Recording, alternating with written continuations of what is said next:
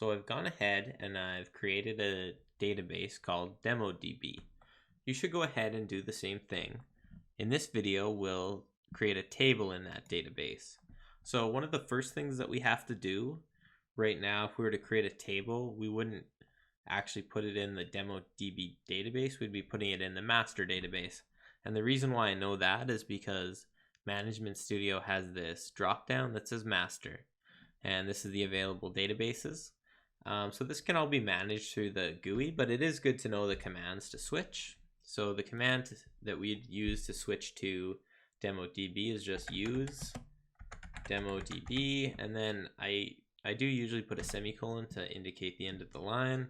We'll just execute that, and we can leave that there. It's not going to hurt anything. Okay, but let's go ahead and let's use our create keyword to create a table.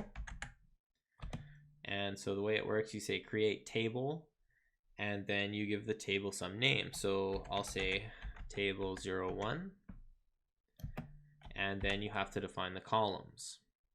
Now I like to open and close my parentheses and start creating the columns in here. The way it works is in SQL Server, when you're defining a table, you give first the name of the variable or the column that's going to be in your table. And so the first one, I'll say ID, and it's going to be of type integer. And then the second column is going to be name, and it's going to be of type varchar, and it's going to have a length of 25. Varchar is a data type similar to a string in other programming languages or text.